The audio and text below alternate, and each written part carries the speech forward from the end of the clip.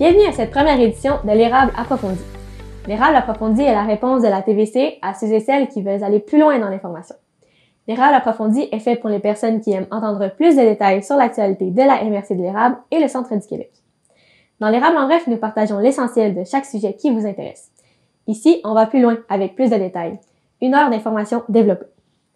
Dans cette première émission, on montrera le travail de la céramiste Emmanuelle Lessard avec une technique de cuisson ancestrale dans le parc des Grandes Coulées de Plessisville.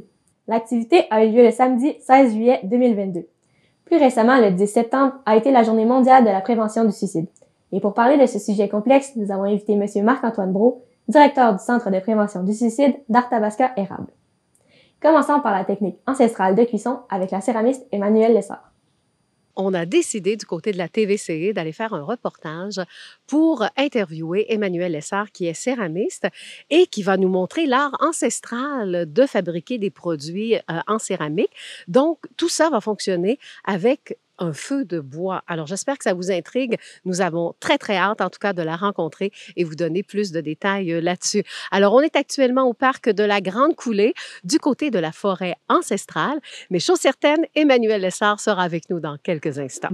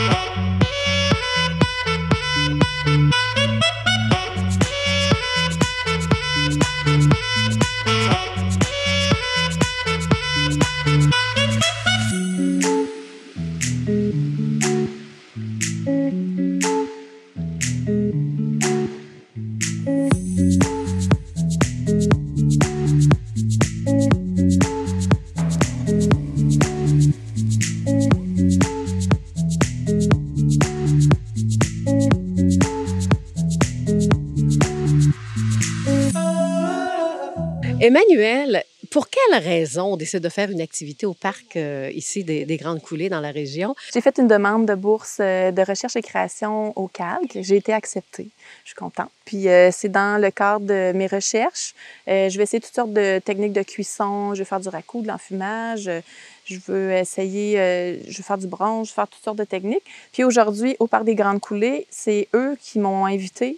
Dans le fond, le Parc des Grandes Coulées devient mon partenaire pour mon projet de recherche et création, pour montrer aux gens c'est quoi l'enfumage. L'enfumage, dans le fond, c'est que je vais prendre une pièce qui est déjà biscuitée, qui a subi une première cuisson. Puis, je vais l'enfumer dans mes bacs. Ici, j'ai déjà commencé là, à en mettre. J'ai mis des combustibles différents. J'ai du brin de scie, de la paille, des feuilles mortes, toutes sortes de choses que je peux mettre qui vont cuire tranquillement durant la journée. Puis, j'ai des bacs aussi qui peuvent durer 2-3 heures, là, qui sont plus rapides pour montrer aux gens.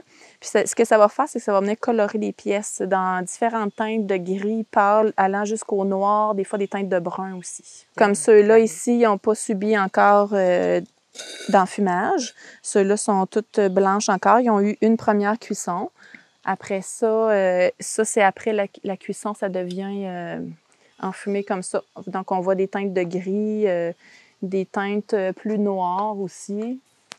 Puis avec la paille, bien, ça va venir donner des petites lignes de brindilles, ça va venir décorer. Moi, j'ai commencé avec de la sculpture, là, à créer des pièces un peu plus grandes, mais je me suis acheté un tour et un four, puis je suis des cours avec Emmanuelle depuis l'hiver dernier pour apprendre la posture, les techniques de tournage. C'est vraiment juste pour tenter de toucher la terre, là, j'aime bien ça.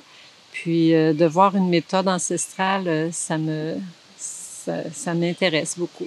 Si on pense aux premiers hommes qu'il y a eu, même avant d'avoir leur maison, ils habitaient dans des grottes, puis les premières pièces qui ont été cuites, c'est dans le feu. Fait Bon. que je trouve que c'est Donc- ça, c'est de répéter ça, c'est vraiment intéressant. Oui, Là, j'ai mis du brin de scie, j'ai mis de la paille. Fait que là, j'étais en train de déposer mes pièces. Puis là, la poubelle est haute. Fait que, tu sais, je vais mettre un peu de combustible, je mets des pièces. Après ça, je remets d'autres combustibles, je remets d'autres pièces. Puis jusqu'à temps que ça soit plein. Après ça, je vais venir mettre des petits bouts de bois, du papier journal pour partir le feu. Quand le feu, il va être éteint, là, je vais venir mettre un couvercle comme sur celui-là ici. J'ai mis un couvercle, fait que là, il y a juste la fumée qui se promène puis qui vient teinter les pièces. Moi, j'ai fait la céramique dans les années 80. J'étais à l'atelier Julien, anciennement à Québec, là. OK. Puis c'était une cuisson plus au gaz qu'électrique. Puis quand j'ai vu cet atelier-là, ben j'étais intéressée à venir voir la technique là, d'enfumage pour plus de connaissances. Je vais vous montrer un petit peu. Comme là, ici, on voit que les pièces ont commencé à changer de couleur. Oui. Tu disais qu'il y avait des briques au fond. Oui. Après ça, Quand mes combustibles ils vont brûler, rendu au fond, il va avoir beaucoup de chaleur qui va être accumulée là. Puis ça peut faire des chocs thermiques puis faire craquer les pièces. Donc, c'est pour ça qu'avec la brique, ben là, mes pièces sont par-dessus. Fait que là, la chaleur, elle va descendre. Puis rendu au fond, il n'y aura pas de choc thermique. Ça va protéger mes pièces. Puis après ça, j'ai mis du brin de scie humide pour quand que la chaleur va descendre, le feu va pouvoir s'éteindre rendu là aussi. Et là, il y a une dame qui a apporté de ses œuvres en plus. Ces pièces sont pas Oui. biscuitées, en fait, donc c'est une expérience qu'elle va faire. C'est parce ça, que- on va l'essayer. Ah, tu vas On va l'expliquer, l'essayer. Emmanuel? Puis on va laisser les pièces à l'envers aussi pendant la cuisson parce que si il s'accumule trop de chaleur puis de brin de scie trop chaud dedans, Oui. bien là, ça va pouvoir faire craquer les pièces. Puis OK. on veut pas ça, fait qu'on les met à l'envers. Donc, ce matériel est plus fragile. Oui, parce qu'il n'y a pas eu de première cuisson. Moi, mes pièces, ils ont eu une première cuisson, fait que là, on fait une tentative avec ces pièces. Vous aussi, vous avez apporté vos œuvres. hein? Oui, oui. Est-ce que ça a eu une première cuisson? Oui, biscuit. Oh, c'était, mon Dieu, c'est quoi l'argile qu'on utilise, Emmanuel? C'est La 300. M340. Ouais, C'est un semi-grès. semi-gris. Ouais. Donc, Tu peux les mettre par-dessus ou on peut mettre dans un autre bac, c'est comme tu veux. J'ai d'autres affaires. Tu voulais-tu mettre de la paille dessus? Ça, c'est des moules que je me suis fabriquées moi-même. J'ai fabriqué ma pièce. Ensuite, j'ai fabriqué mon moule. Puis, je suis venue mettre une barbotine liquide, barbotine de coulage qui est blanche comme ça, comme de la porcelaine. Ben, c'est une barbotine de porcelaine. Puis, sinon, j'ai d'autres argiles comme ça qui deviennent un petit peu plus beige. C'est la même argile que Mélanie a apporté là, ses pièces tantôt. C'est du semi-grès. On voit des petits points dedans. Puis les autres couleurs qu'il y a, comme celui-là ici, ça, c'est parce qu'il y a eu une terre ciselée dessus. Ça fait partie aussi de mes recherches et créations. C'est une formation que j'ai eue avec mon ami Daniel Martineau, qui est à Saint-Norbert. Puis c'est ça, les terres ciselées, dans le fond, c'est un mélange d'argile et de pigments qu'on va mettre dans une grosse cruche avec de l'eau. Puis on va laisser ça plusieurs jours décanter. Puis tout ce qui est la matière qui est accumulée au fond, j'y touche pas. Puis qu'est-ce qui est entre cette matière-là, puis l'eau, il va y avoir une petite fine couche. Ça, c'est des terres ciselées. C'est de la barbotine d'argile, dans le fond, qui est liquide, qui est fine. Fait que c'est ce qui va faire que les couleurs, ils vont être lisses. Je vais pouvoir venir les polir, puis ça va venir toute lisse. Puis c'est une technique qui est beaucoup utilisée dans les techniques de cuisson d'enfumage, justement. Parce que ça fait une teinte, puis après ça, qui est une argile colorée ou avec des pigments. Puis après ça, avec la fumée, ça va venir rajouter encore de la couleur par-dessus, fait que ça fait des résultats vraiment intéressants. Avant d'allumer mon feu, ce que je vais faire, c'est que j'ai mis différents combustibles pour colorer mes pièces. Puis là, je suis venue mettre des boules de papier journal qui vont aider à allumer le feu. Puis après ça, je me fais comme un petit tipi là, avec différents bouts de bois. Fait que là, je vais allumer ça avec la torche. Ce que ça va faire, c'est que ça va brûler. J'attends que tout le feu flambe. Puis quand c'est terminé, qu'il y a juste de la fumée, bien là, je peux venir recouvrir avec une tôle là, mon enfumage pour que ça continue de s'emboucaner sur mes pièces. Donc, je vais partir ça.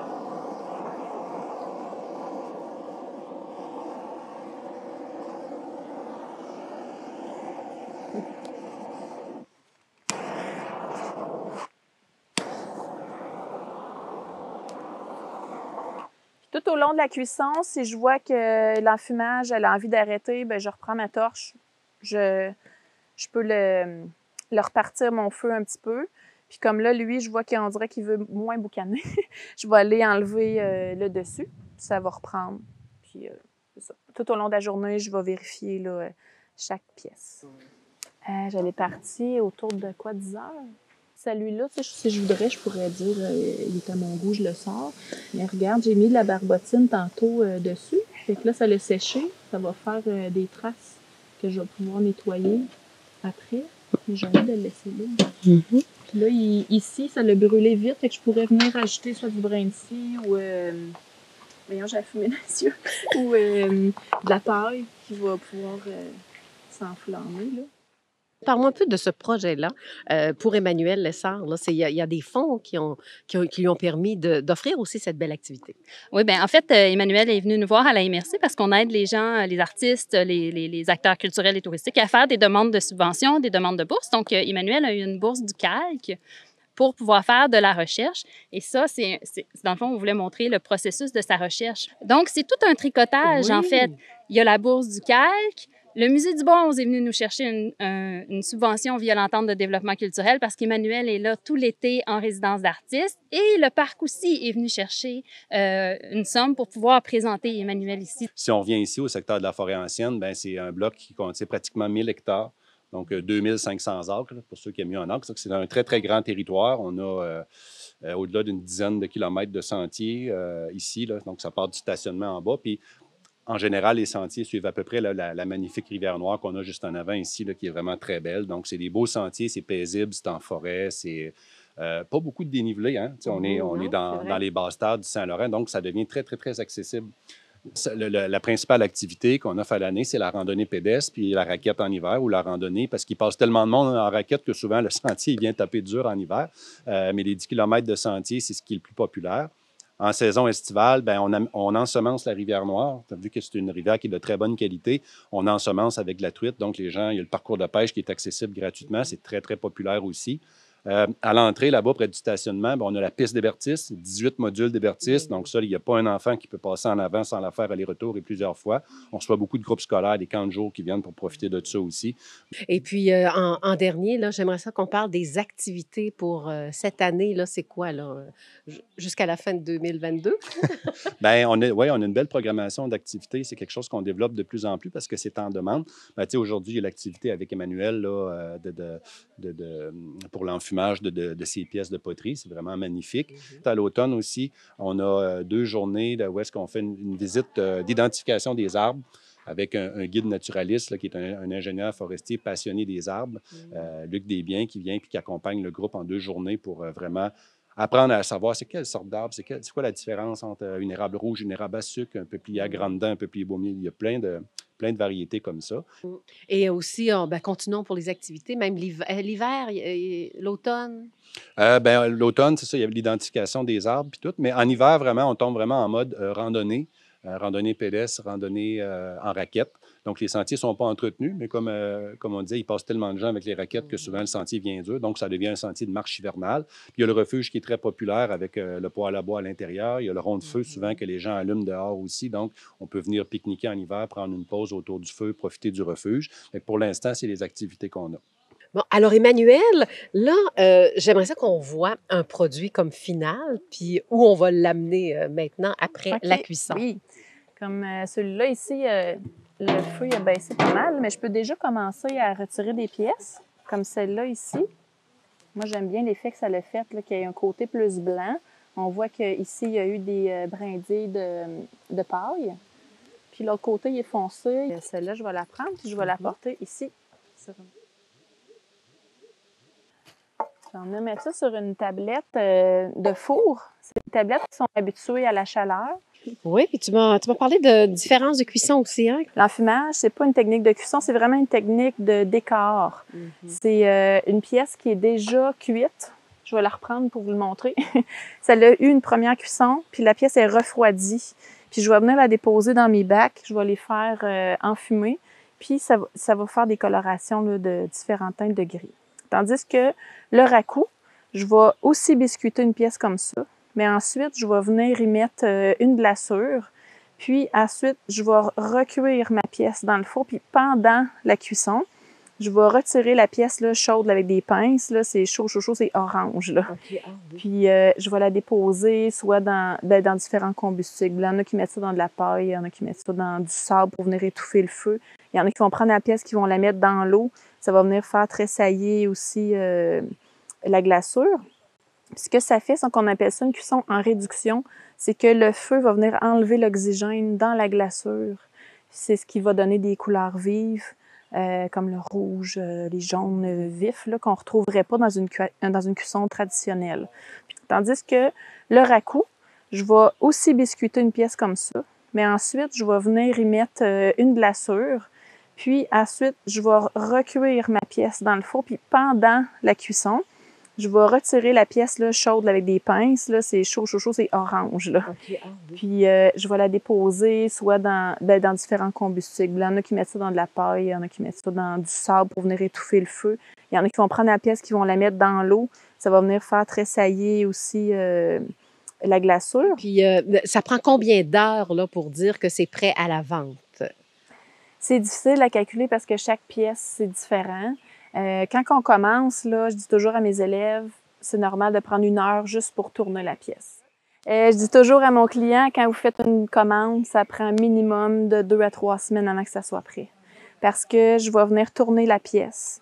Après ça, je vais la laisser sur ma tablette. Je vais la laisser durcir un petit peu. Le soir ou le lendemain matin, je vais la tourner de bord.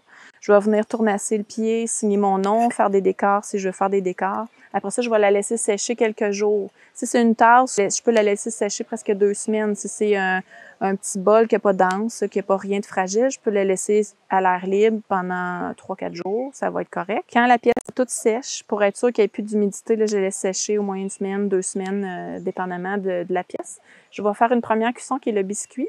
Ça va durer toute une journée, là, autour de 8 heures, je dirais. Puis après ça, je vais laisser refroidir toute une nuit pour pas qu'il y ait de choc thermique. Il ne faut pas que je rouvre mon four tout de suite parce que ça monte à des chaleurs assez hautes. Puis après ça, le lendemain, là, je vais être prête à venir nettoyer mes pièces pour enlever la petite poussière là, de cuisson, pour venir appliquer la glaçure. Puis là, j'émaille toute la journée.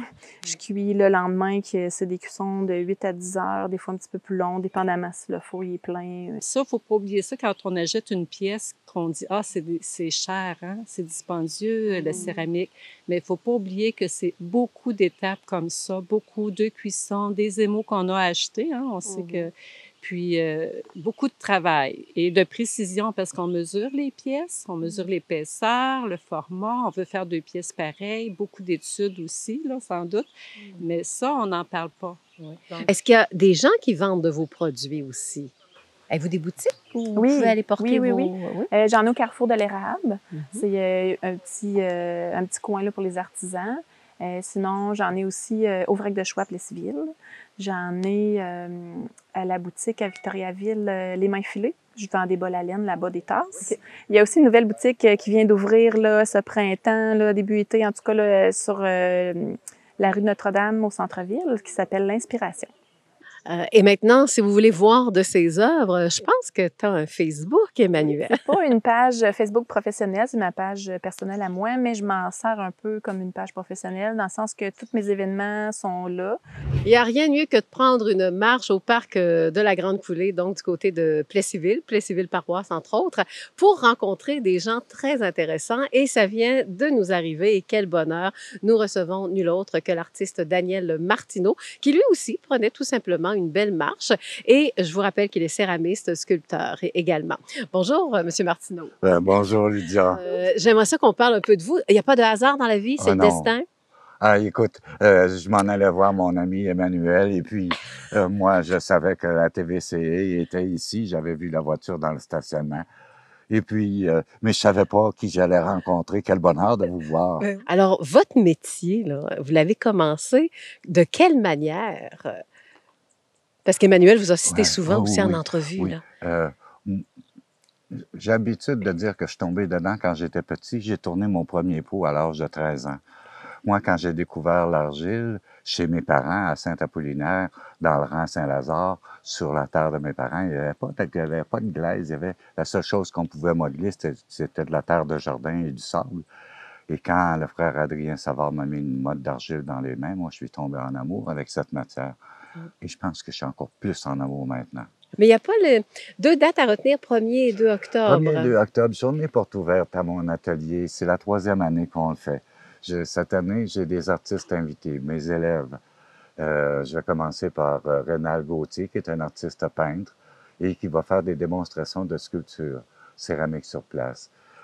Hélène Laplante, qui est une artiste en art visuel, qui va exposer des femmes, un cheval et un loup, peut-être même un orignal, grandeur nature, en fibre de verre. Elle fera également des démonstrations d'enfumage. Et la 3e, Nancy Sanson de Warwick, qui fera des démonstrations de tournage sur place.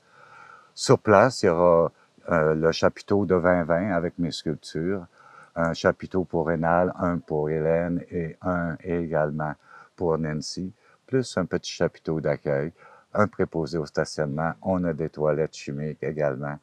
Et tout ça, vous êtes les bienvenus. On est inscrit aux Journées de la clôture également. À propos d'Emmanuelle, vous m'avez dit que c'était presque votre relève aussi, hein? Emmanuelle, je la considère actuellement comme la personne qui va recevoir mon héritage céramique. Dans le programme qu'on a à voir actuellement, on a 50 heures à passer ensemble. On va en passer, c'est sûr, plus que ça. On a travaillé une technique qui s'appelle les terres sigillées. C'est très intéressant pour elle.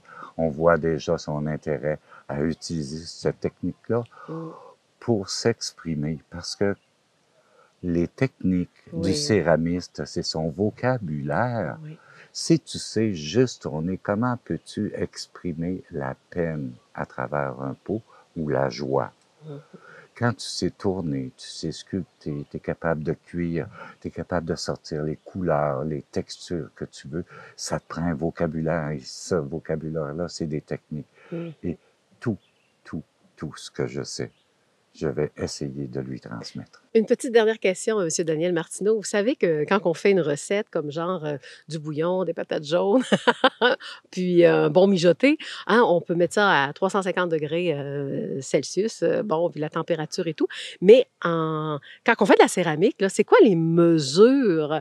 On parle en quoi, là? Bon, la plupart des céramistes, lorsqu'on se rencontre, on va se parler en cône. Qu'on appelle également des montres fusibles. C'est des petits morceaux d'argile en forme triangulaire qui font soit 1 pouce ou 3 pouces de haut, qu'on installe dans le four. Le cône est installé comme ça. Et lorsque la température est atteinte, le cône atteint la position horizontale. Par exemple, le cône 4, lorsque la pointe est à l'horizontale, on a atteint la température de 2174 degrés Fahrenheit, soit, si ma mémoire est bonne, 1190 degrés Celsius. Bon, contrairement à la cuisine, la céramique, c'est une montée lente de la température et une fois qu'on a atteint la température, c'est un refroidissement lent. Par exemple, pour les tuiles que j'ai cuites pour le parc Bouchard, il rentrait 36 tuiles par cuisson. 12 heures pour atteindre la température et 36 heures de refroidissement. Donc, c'est un peu comme ça. La première cuisson qu'on appelle la cuisson biscuit, c'est une cuisson qui va se faire à cône 0,8, parce qu'on fait 0,8, 0,7, 0, et quand on arrive à 1, ça monte. 0,8, c'est plus bas que 0,7. Et puis 0,8, c'est 1742 degrés Fahrenheit, 800 quelques Celsius. OK. Mais il a fallu l'apprendre, ça aussi, hein? Ah oui. C'est ça. Alors, c'est le genre de technique que notre Emmanuelle sait qu'elle va apprendre également par Daniel Martineau. Et cette fois-ci, c'est déjà la conclusion. Alors, Emmanuelle, j'aimerais ça que tu me parles quand même comment tout ça a commencé, là, parce que je sais que tu as un bac aussi, là. Alors, raconte-moi ta belle histoire. Qu'est-ce qui t'a fait arriver à faire de belles œuvres d'art? Merci. Ben moi, j'ai toujours, depuis que je suis toute petite, que je suis dans les arts, que j'ai toujours aimé ça. Puis, j'ai fait un bac en arts visuels que j'ai terminé en 2005. Puis, pendant mon bac, là, dans la dernière été ou l'autre d'avant, on a un prof de sculpture qui s'appelle Jean-Paul Martel qui nous a offert aux étudiants qui voulaient participer. Il a dit, on a un vieux four en céramique dans le local de sculpture qui ne sert pas. Ceux que ça leur tente, j'offre un cours de céramique cet été. Vous pouvez venir, je pense qu'on pouvait venir 2 ou 3 jours par semaine. Puis moi puis mon ami, on y allait 5 jours semaine. On aimait trop ça. Des maniaques. Oui. Puis là, c'est dans un party de fin d'études que je me suis mis à parler avec une fille elle étudiait en joaillerie. Puis je disais, ça serait donc bien le fun, un cours juste en céramique. Puis là, elle m'a dit, ça existe. Donc, je suis allée voir sur le site de la Maison des métiers d'art de Québec. Puis c'est là que je suis tombée en amour avec la matière. En faisant mon bac, on faisait aussi des sculptures, des maquettes avec l'argile. Puis j'aimais vraiment ça, travailler l'argile. Puis quand j'ai su qu'on pouvait étudier là-dedans, là, j'étais contente. Oui. Donc, j'ai poursuivi mes études à l'École des métiers d'art là, pendant 3 ans après. J'espère que vous avez apprécié tout ce magnifique paysage, mais également notre invité, Emmanuelle Lessard. Vous avez entendu la céramiste Emmanuelle Lessard avec son maître Daniel Martineau et des participants dans la technique de cuisson de céramique sur feu de bois dans la forêt. Rappelons que M. Martineau offrira des journées de portes ouvertes samedi le 1er octobre et dimanche le 2 octobre dans son atelier à Saint-Norbert d'Arthabasca. Maintenant, on change complètement de sujet pour passer à la prévention du suicide. Quels sont les indices pour penser que quelqu'un veut vouloir s'enlever la vie? Quand et comment demander de l'aide? Et comment assister un membre de la famille? L'entrevue qui suit avec M. Marc-Antoine Brault, directeur du Centre de prévention du suicide d'Arthabasca-Érable, vise à répondre à ces questions et autres. Récemment a lieu la Journée mondiale de la prévention du suicide, plus précisément le 10 septembre. Et pour en connaître davantage sur la thématique, nous avons invité M. Marc-Antoine Brault, le directeur général du Centre de prévention du suicide d'Arthabasca-Érable. Bonjour, M. Brault. Bonjour Marion, ça va très bien vous-même? Oui, merci. C'est quoi votre mission? Oui, bien, le Centre de prévention du suicide d'Arthabasca-Érable, c'est un organisme communautaire qui dessert justement les MRC d'Arthabasca et de l'Érable, donc plus d'une trentaine de municipalités pour presque 100 000 habitants. On existe depuis bientôt 30 ans. Puis notre mission première, c'est vraiment de contribuer à réduire le nombre de décès par suicide sur nos territoires, mais c'est également de réduire le retentissement, donc l'impact qu'un décès par suicide peut avoir sur les personnes survivantes, donc les proches, l'entourage. On sait que le suicide, ça n'affecte pas seulement une seule personne, ni même juste la famille proche. Hein. C'est un peu comme si on jetait un caillou dans l'eau. On voit les répercussions que ça peut avoir. Donc, on va travailler auprès des familles, des milieux de vie, de la municipalité, de tout ça pour réduire le retentissement. Donc, comment qu'on fait tout ça, réduire le nombre de décès? Bien, on fait de l'intervention. L'intervention de crise avec les personnes qui ont des idées suicidaires, avec leurs proches. On va faire de la sensibilisation dans les milieux de travail, dans les milieux scolaires. On va faire également des suivis d'accompagnement au niveau du deuil pour nos endeuillés par suicide. Puis on va faire beaucoup de formations. Donc, des formations pour la population, mais des formations aussi pour les professionnels de la santé et des services sociaux pour être mieux en mesure de déceler les signes de détresse puis aussi d'intervenir auprès d'une personne qui a des idées suicidaires. OK. Et justement, le suicide, on sait que c'est parfois un sujet tabou. Donc, selon votre organisation, c'est quoi la définition du suicide? Un suicide, en fait, c'est un acte volontaire commis dans le but de s'enlever la vie, en fait. Au-delà de s'enlever la vie, c'est de mettre fin à des souffrances. La problématique du suicide, c'est une problématique qui est complexe. On va souvent dire qu'elle est multifactorielle. Qu'est-ce qu'on va dire par là? C'est que c'est pas juste une seule chose qui va faire en sorte qu'une personne va penser à s'enlever la vie. Et ces gens-là, qui ont des idées suicidaires, qui vivent la détresse, ça se peut qu'ils ne connaissent pas toutes les ressources qui existent. Ça se peut également qu'ils soient dans une trop grande détresse pour aller eux-mêmes demander de l'aide. Donc, on a besoin d'avoir des yeux, des oreilles sur le terrain. Donc, la prévention du suicide, ça ne peut pas reposer sur une seule personne. Donc, on crée des agents multiplicateurs, on forme des gens, on sensibilise pour que toute notre région, en fait, se mobilise pour prévenir le suicide, qui est un enjeu, en fait, de santé publique. OK. Et puis, est-ce que c'est tout le monde qui peut avoir accès à vos services? Ça doit fonctionner avec le territoire? Exactement. Tout le monde, en fait, j'allais dire 0-100 ans, généralement plus à partir de 5 ans, jusqu'à toute personne confondue. Notre territoire premier, c'est les MRC d'Arthabasca et de l'Érable.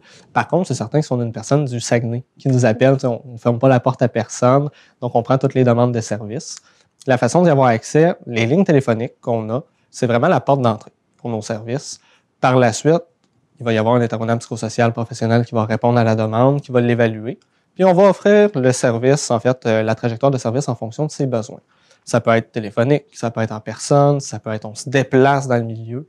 Donc, on regarde pour offrir ce qui convient le mieux à la personne et à sa situation.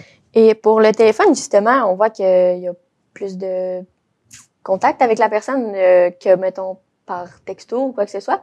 Donc, pourquoi le téléphone? Y a-t-il une raison en particulier? Bien, le téléphone, c'est très pratique, je dirais, parce que nos lignes téléphoniques sont ouvertes 24 heures sur 24, 7 jours sur 7 à l'année. Ça nous permet de rejoindre tout un chacun. Les MRC de l'érable d'Arthabasca, c'est grand comme territoire. Hein. Ça va jusqu'à Kings Falls, ça monte jusqu'à Lister, et ainsi de suite. C'est pas tout le monde qui peuvent se déplacer, qui ont accès à un véhicule ou quoi que ce soit. Donc, ça fait en sorte que c'est facilitant pour certaines personnes et c'est rapide. Si j'ai une personne qui est en détresse, qui ne va pas bien, bien rapidement, elle peut prendre son téléphone, contacter la ressource, puis pas avoir à faire 40 minutes d'auto pour se rendre à l'endroit pour obtenir des services. Okay. Et on parlait tantôt, mettons, que quelqu'un du Saguenay vous appelle, exemple. Oui. Qu'est-ce que vous faites dans ce temps-là? Vous la prenez en charge ou vous la référez ailleurs? Comment ça fonctionne? C'est sûr qu'au départ, dépendamment de son état, si on a une personne qui est en crise, on va travailler avec elle à réduire la crise, retrouver l'état d'équilibre. Puis par la suite, si ça s'y prête avec la personne, bien, ça se peut qu'on va lui référer le centre de prévention du suicide qui est sur son territoire. Parce qu'on est chanceux au Québec, on a ce qu'on appelle le regroupement des centres de prévention du suicide du Québec qui comporte 27 centres de prévention du suicide qui couvrent tout notre territoire provincial. Donc, à ce moment-là, en référant la personne vers son propre centre de prévention du suicide, c'est aidant pour elle parce que moi, je ne peux pas humainement connaître toutes les ressources qui existent aux quatre coins du Québec, tandis que celui du Saguenay, par exemple, va très bien connaître les ressources de la région. Si l'usager en a besoin, mais va pouvoir faciliter l'accès à ces services-là. Okay. Et quel genre de ressources ou quel genre de soutien vous offrez aux gens qui font appel à vous? Donc, pour les personnes qui ont des idées suicidaires, ça va être des suivis de crise, des suivis court terme également. Donc, suivi de crise, on va parler de toute l'intervention qui va, en fait, l'objectif, c'est de protéger, de sécuriser la personne. Donc, en prévention du suicide, on travaille beaucoup avec ce qu'on appelle l'approche orientée vers les solutions, qui n'est, faut pas se méprendre, c'est pas on lance des solutions à la personne comme ça, c'est on travaille avec elle, on travaille au niveau de ses forces. Qu'est-ce qui a fonctionné par le passé pour surmonter l'adversité? On va travailler aussi à faire grandir la partie de la personne qui veut vivre. Hein.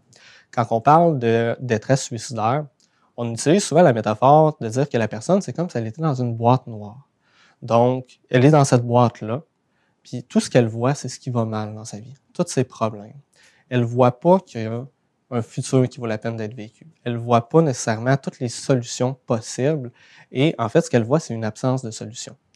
Donc, la personne, lorsqu'elle a des idées suicidaires, c'est pas de s'enlever la vie qu'elle recherche, c'est de mettre fin à la souffrance.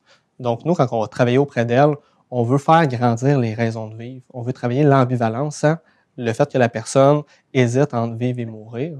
Puis on veut regarder avec elle, c'est quoi ses forces? Qu'est-ce qu'on peut réutiliser? On fait du recyclage. Qu'est-ce qui a fonctionné par le passé qu'on peut réutiliser maintenant également? Dans des suivis court terme, moyen terme, c'est plus également, bon, on a résorbé la crise. Qu'est-ce qu'on peut faire pour retrouver plus un état d'équilibre? Qu'est-ce qui fonctionne peut-être moins bien au niveau psychosocial qu'on peut travailler avec elle? Sinon, on a tous nos services de deuil, donc de l'accompagnement au niveau d'un décès par suicide pour les proches. Et on a nos suivis jeunesse également, donc généralement les 5-13 ans. Là, la problématique est différente. Avec l'enfant, on va travailler beaucoup avec les milieux, avec la famille, le milieu scolaire. On a besoin vraiment de travailler en continuité avec ces réseaux-là, parce que souvent, l'enfant qui a des idées suicidaires, on va dire qu'il va être en réaction par rapport à son environnement. On utilise la métaphore du canari des mines. C'est le petit canari qu'ils utilisaient dans les mines anciennement pour savoir s'il y avait des fuites de gaz qui pouvaient mettre leur vie en danger, parce que le canari des mines est très sensible à son environnement. L'enfant, c'est un peu ça. Il est hyper sensible à son environnement. Et s'il y a quelque chose qui fonctionne moins bien à ce niveau-là, ben, peut vivre de la détresse. Ça peut se manifester par des idées suicidaires. Donc, on essaie de voir le positif dans tout ça. Exactement, en fait. Et est-ce que vous faites affaire avec d'autres organisations, exemple peut-être le CLSC ou... Oui, effectivement. Je dirais qu'on travaille souvent de très près avec plusieurs organisations de la région. Le réseau de la santé, des services sociaux, donc que ce soit les CLSC, l'Hôtel Dieu d'Arthabasca, les groupes médecine familiale, Même tout ce qui est psychothérapeute, travailleurs sociaux privés, on va collaborer avec eux étroitement. On va collaborer aussi avec plusieurs autres organismes communautaires, que ce soit les maisons d'hébergement, la Volte-Face, par exemple, pour la violence conjugale, ou des organismes en santé mentale, comme l'Entrain, ainsi de suite, le Réverbère en hébergement. Parce que justement, la problématique du suicide, c'est multifactoriel, donc ça prend plusieurs personnes autour d'un usager. Donc nous, plus on a de gens mobilisés autour, bien, plus la personne, il y a un filet de sécurité qui va être important autour d'elle. Donc, dans votre centre, vous avez combien d'employés? On est 6 employés actuellement. Donc, il y a moi la direction. J'ai également un coordonnateur clinique, en fait, qui va s'assurer au niveau de la prestation de service que tout roule bien. Il va faire de la supervision d'équipe également. J'ai 2 intervenantes psychosociales, vraiment, qui vont s'assurer des interventions téléphoniques, qui vont s'assurer des suivis. J'ai un responsable au niveau des endeuillés par suicide, qui va être vraiment spécialisé dans l'accompagnement. Puis, j'ai une responsable du développement communautaire et philanthropique qui va faire justement des projets de sensibilisation. Puis, on ne se le cachera pas aussi, qui va travailler au niveau de la levée de fonds. Parce que c'est tout le temps l'enjeu principal au niveau des organismes communautaires, le financement. Ça l'est d'autant plus dans un contexte de pénurie de main-d'œuvre, dans un contexte d'inflation sans précédent. On sait qu'il y a eu un sous-financement historique quand même là, au cours des dernières années. Puis là, ça crée vraiment un fossé énorme entre le milieu public, le milieu communautaire et le milieu privé. Donc, on a besoin de lever des fonds si on veut survivre, tout simplement. Puis, comment on fait ça pour lever des fonds? Pour lever des fonds, bien, on a une population qui est très, très, très sensibilisée à la prévention du suicide, Arthabasca érable. Donc, il y a beaucoup de gens qui vont faire des dons en général comme ça, qui vont envoyer des chèques, vont faire des dons en ligne en passant par nos plateformes. Sinon, c'est en s'associant à certains événements. Par exemple, par le passé, pré-COVID, on avait notre activité bénéfice annuelle où on faisait une soirée vraiment qui avait pour but de récolter des fonds. On a aussi plusieurs personnes qui font ce qu'on appelle des mobilisations citoyennes. Donc, ils nous appellent et ils me disent « Marc-Antoine, j'aimerais ça, lever des fonds pour la prévention du suicide. Par exemple, je vais faire une course. Donc, est-ce que tu acceptes que je lève des fonds pour ton organisation? » Donc, il y a plein de gens comme ça qui se mobilisent pour contribuer à la prévention du suicide sur le territoire. Donc c'est vraiment la population là, qui embarque là-dedans. Effectivement, parce que tu sais, tout organisme communautaire, nous, du moins, on est financé en partie par le réseau public, là, tu sais, les subventions aux organismes communautaires, mais ça ne finance pas 100%. Tu sais, moi, ça ne paye même pas ma main-d'œuvre. Donc, il faut qu'on aille chercher le reste. Là. On sait que les besoins sont croissants aussi depuis les dernières années. Si on regarde pré-pandémie, post-pandémie, on a eu une augmentation d'à peu près 17%, nous, de nos interventions. Mais je n'ai pas eu une augmentation de 17% de mon nombre d'employés, par contre. Fait, on travaille fort. Pour équilibrer tout ça. Là. Exactement. Et tantôt, vous me parliez que vous faisiez un peu de sensibilisation dans les écoles ou quoi que ce soit. Vous faites des présentations. Comment ça fonctionne? Dans les écoles, on est moins dans des présentations, mais dans les milieux, admettons, des sensibilisations, on va aller donner souvent ce qu'on appelle la formation Sentinelle, Agir en Sentinelle pour la prévention du suicide, qui est une formation d'une journée, 7 heures pour monsieur, madame, tout le monde, qui ont pour désir d'avoir un rôle un peu plus actif en prévention du suicide. Donc, on les sensibilise à reconnaître les indices de détresse, à rentrer en contact avec une personne potentiellement suicidaire, à valider si elle pense au suicide, puis à faire le pont également avec les ressources qui existent. Donc, on sensibilise vraiment les gens comme ça. Dans les écoles, on va sensibiliser beaucoup le personnel également. Donc, on donne la formation à ce niveau-là. C'est quoi qui peut nous donner un indice qu'un jeune pourrait être en détresse? Comment qu'on intervient auprès d'un jeune? Comment qu'on valide ça avec le parent? Et ainsi de suite. Et si vous répondez à ces questions, justement-là, comment on voit que quelqu'un a des problématiques, des idées suicidaires ou quoi que ce soit? Comment on voit ça? Écoute, il existe plusieurs signes de détresse qui sont assez généraux. Je dirais à la base, il y a une question d'instinct. On le sait quand il y a un de nos proches qui va moins bien ou qui peut vivre un événement particulièrement difficile. Hein? Il vit un divorce, une rupture amoureuse, une perte d'emploi, une situation économique qui est précaire. Donc, quand une personne de notre entourage vit des gros événements comme ça, puis qu'on voit que ça l'affecte, ben d'aller vers lui, de l'approcher, d'aller valider si la détresse qu'il vit actuellement, sa situation, ça peut y amener à penser au suicide. Sinon, dans les indices de détresse plus généraux, je te dirais, un changement de comportement. Hein? On connaît les gens qu'on côtoie. Donc, une personne qui est très extravertie, qui participe au 5 à 7, qui amène tout le temps des muffins pour l'équipe, puis Du jour au lendemain, vit une situation difficile, contexte de rupture amoureuse avec enjeux légaux au niveau de la garde des enfants, qui là s'isole de plus en plus, participe pas aux réunions, aux activités d'équipe, arrive en retard le matin, pleure dans les pauses. T'sais, on voit qu'il y a un changement de comportement. Bien, à ce moment-là, ça devrait nous inquiéter. On le remarque, puis l'important, c'est d'aller vers la personne, en fait. Il y a un mythe qui a la peau dure, qui perdure encore, puis on travaille fort à le briser. Un mythe qui dit faut pas poser la question à quelqu'un s'il pense au suicide parce qu'on pourrait lui donner l'idée. Hein? C'est comme si je vous disais, Marion, est-ce que vous pensez au suicide? Puis là, vous me répondriez, ben non, mais là que tu m'en parles, ça me donne l'idée. C'est totalement faux. Mieux vaut poser la question, en fait. On va appeler un chat, puis par la suite, on va être beaucoup plus en mesure d'aider la personne puis de la référer au bon endroit. Puis, comment on aborde ce sujet-là avec les gens? Je dirais qu'il y a quelques catégories. Tu sais, avec les gens en général, il y a un lourd passé en lien avec le suicide, en lien avec la religion, la législation. Même si on recule de 100 ans, le suicide, c'est un acte qui a été criminalisé. On pouvait en fait avoir des sentences pour avoir tenté de mettre fin à ses jours. Donc, ça marque les esprits, ça marque les générations. Je dirais que c'est en répétant un message très simple. Hein? Parler du suicide, ça sauve des vies. C'est pas en faisant comme si ça n'existait pas que ça va disparaître miraculeusement. Il faut en parler. Quand on souffre, instinctivement, l'humain, qu'est-ce qu'il fait? Il se replie sur lui-même. Hein? Quand on a mal, là, juste on se cogne le petit orteil sur une table, là, on s'isole. Une personne qui vit énormément de détresse, qui pense à s'enlever la vie, va s'isoler également.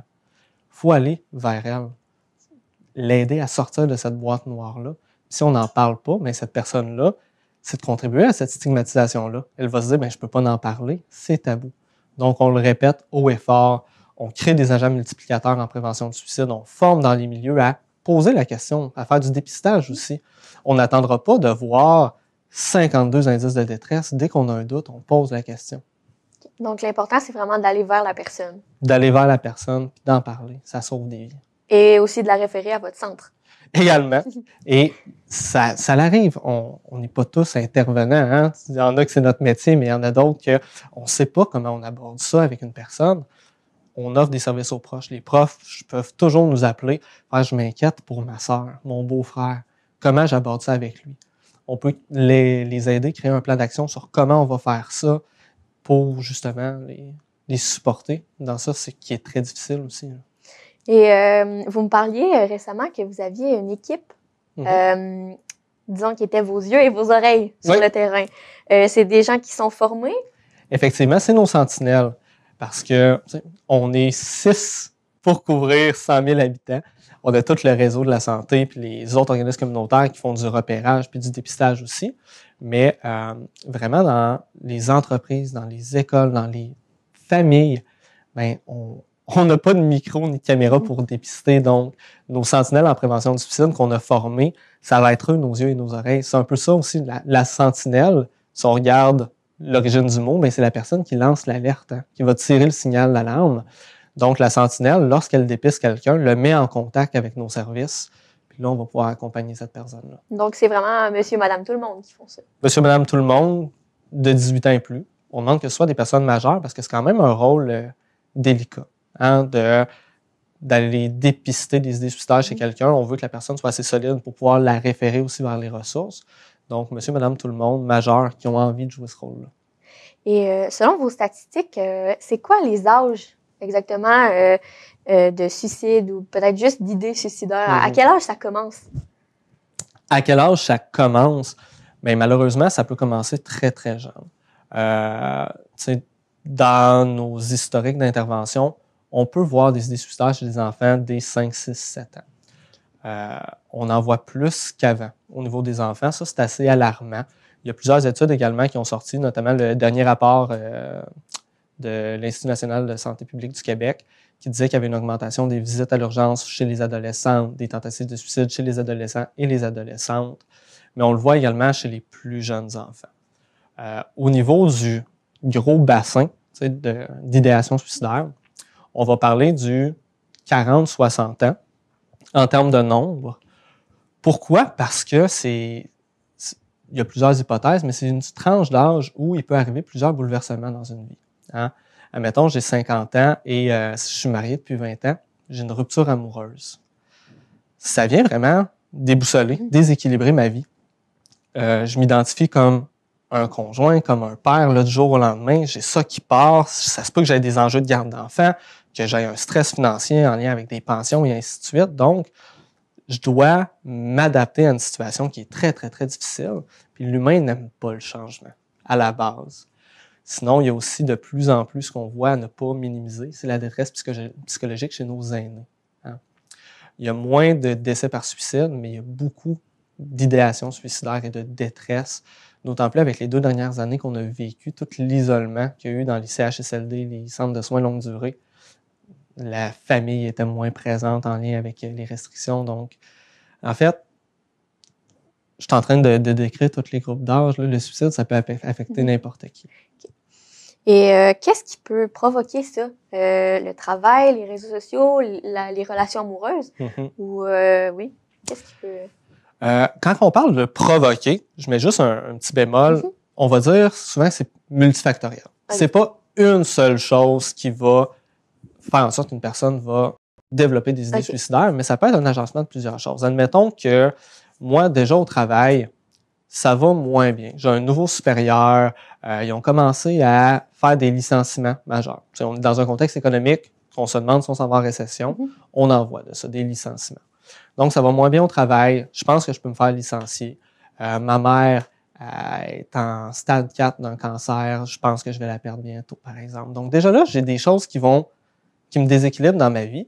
Puis, du jour au lendemain, ma conjointe m'annonce qu'elle me quitte, qu'elle va refaire sa vie avec quelqu'un d'autre. C'est un événement qu'on va appeler un événement déclencheur. Hein. C'est un moment critique. Mon verre était déjà plein. Puis là, c'est la goutte qui peut venir le faire déborder. Les ruptures amoureuses, c'est souvent quelque chose qu'on va voir comme élément déclencheur, comme goutte qui va faire déborder, surtout chez nos hommes. Nos hommes qui, parfois, vont avoir un portrait typique masculin. Hein? Pourquoi? Parce que les hommes, leur conjointe, ben c'est pas juste leur conjointe, ça devient leur amie, ça devient leur confidente. Hein, les études le disent, les femmes vont continuer, même s'ils sont en relation, à maintenir des relations amicales puis à se confier à leurs proches. Les hommes, ben vont moins investir les relations amicales pour investir beaucoup la conjointe. Donc, l'homme, lorsqu'il se sépare, perd son amante, sa confidente, son amie également. Donc, ça peut avoir un retentissement encore plus important. Là. Mais sinon, on peut penser à tout ce qui peut chambouler une vie, tout simplement. Le décès d'une personne proche, subi. Tu sais, mettons que je m'en vais aux Zoo-de-Granby avec ma famille, on a un accident d'auto, tout le monde décède sauf moi. Ça peut être très, très traumatique. Des pertes d'emploi, des situations qui, justement, viennent me fragiliser comme personne. Et aussi, vous me parliez qu'il y avait 3 points, justement. Est-ce que vous pouvez me les expliquer? Oui, ben c'est les crises qu'on avait parlé. Je crois, on va parler souvent de des crises psychosociales. Donc, une crise qui va affecter mon fonctionnement dans mon environnement social. Donc, justement, une rupture amoureuse, une perte d'emploi. Je fonctionnais d'une certaine façon hier, mais aujourd'hui, il y a des choses qui ont changé dans mon environnement de proximité, donc je dois m'adapter à ça avec toute la détresse que ça l'amène. Il y a les crises psychotraumatiques, donc il se passe quelque chose d'affreux. Je prends l'exemple du Zoo-de-Granby, je perds mes proches dans un accident d'auto. C'est un trauma, en fait. Je peux même développer ce qu'on peut appeler un syndrome de stress post-traumatique, donc avoir toutes sortes de symptômes qui rendent ma vie très, très difficile au jour le jour, et ça peut créer des crises très aiguës.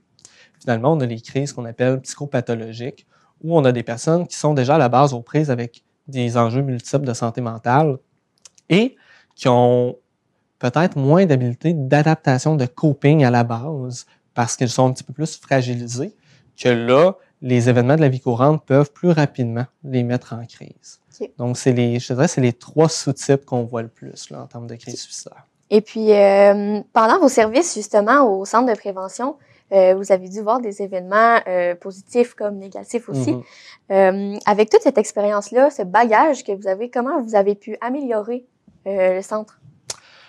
Je dirais que ce qui était le plus triste par le passé, là, je recule de plusieurs années, c'était que les services étaient parfois assez compartimentés. Hein?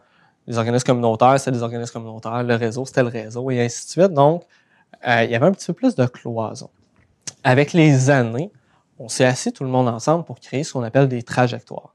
On a créé une trajectoire pour le Centre du Québec, vraiment spécialisée avec le CIUS de la Mauricie du Centre du Québec, avec tous les partenaires, pour faire en sorte qu'on se parle plus, on connaît nos services, on collabore ensemble.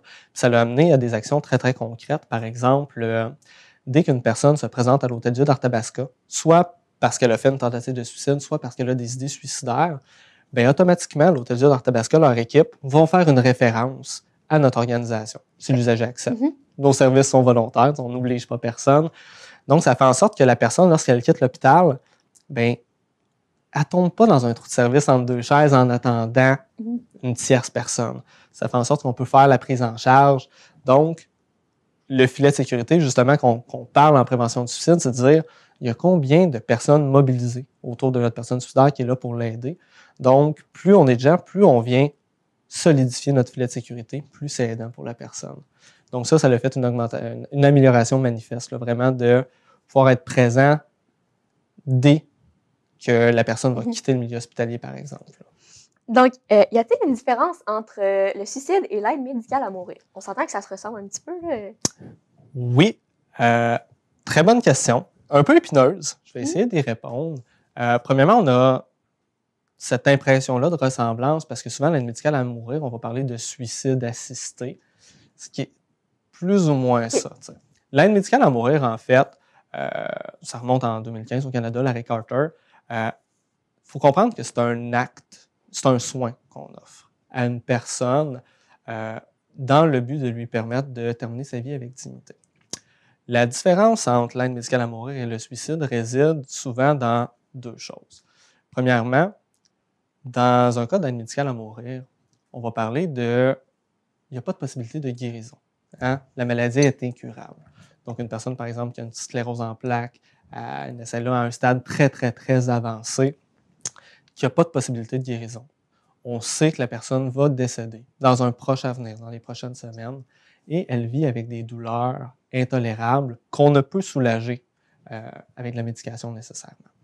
Donc, une personne qui serait dans cette situation-là pourrait choisir l'aide médicale à mourir pour mettre fin à ses jours, pour terminer sa vie dans la dignité au moment qu'elle le désire, entourée de sa famille, pendant qu'elle le peut encore, avant d'être dans un état qui soit trop sévère.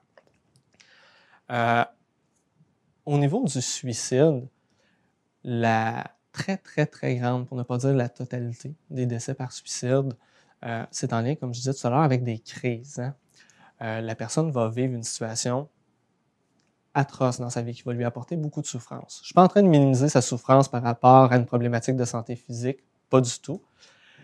Mais on n'a pas cette notion-là d'incurabilité. Hein? La personne qui vit cette détresse-là, sur le coup, elle est dans sa boîte noire et elle pense que la détresse, la souffrance, elle est permanente. Elle ne voit pas de solution, d'alternative et a de la difficulté à se projeter dans l'avenir. Mais une personne qui vit une rupture amoureuse, une perte d'emploi, une situation financière instable, il y a un futur. Il y a de l'aide qui est possible. On n'a pas tout tenté. Donc, ça, c'est une des premières choses, la différence. La deuxième, entre les deux, on parle de l'habilité à consentir hein, aussi. L'aide médicale à mourir, il faut qu'il y ait une évaluation qui soit faite avec la personne par un professionnel qui dit qu'elle est apte à prendre cette décision-là. Dans un contexte d'idées suicidaires, hein, de détresse, bien, souvent, il y a des symptômes dépressifs. On sait qu'avec la dépression, ça affecte la cognition, la capacité de l'humain à raisonner adéquatement. Donc, souvent, on va dire aux gens qui vivent des dépressions, qui vivent beaucoup de détresse, c'est pas le moment de prendre des grandes décisions dans votre vie, hein, parce que vous êtes dans un contexte vulnérable.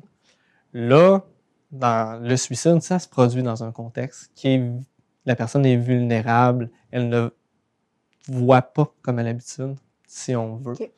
Donc, il y a une différence à ce niveau-là également. Une dernière chose que je dirais aussi, dans un contexte d'aide médicale à mourir, souvent la famille va être avisée. Hein? La personne qui va avoir le soin d'aide médicale à mourir va être entourée de ses proches, va pouvoir dire au revoir. L'entourage, souvent aussi, va avoir pu commencer à faire des petits pas dans leur vécu de leur deuil parce qu'ils voient la personne qui est malade, que son état se détériore. Dans un contexte de suicide, ça crée une bombe, tout simplement. Les proches ne peuvent pas dire au revoir, les proches ne s'y attendent pas. Ça vient créer des traumas familiaux, comme ça. Donc, c'est la différence. Maintenant, en ce moment, il y a plusieurs débats par rapport à l'élargissement de l'aide médicale à mourir pour les personnes atteintes de troubles de santé mentaux.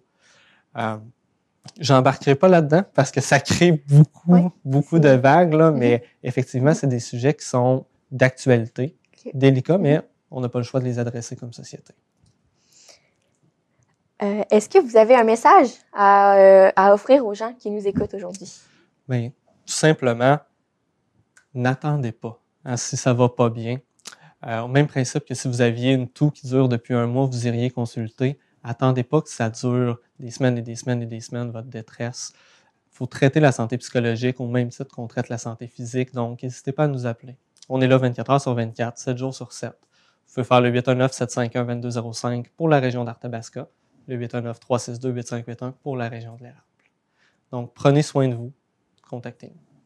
Donc là, si on résume, l'important, c'est vraiment d'en parler, d'aller vers les gens qui seraient peut-être en difficulté, vous référer à vous, justement.